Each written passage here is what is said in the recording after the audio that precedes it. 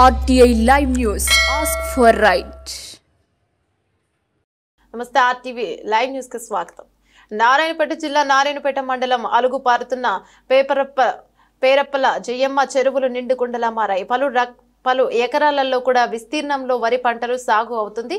చెరువులు నిండి అలుగులు పారడంతో పెరపల్ల అన్నదాతలు, రైతులు, గ్రామ ప్రజలు సంతోషాన్ని వ్యక్తం చేస్తున్నారు.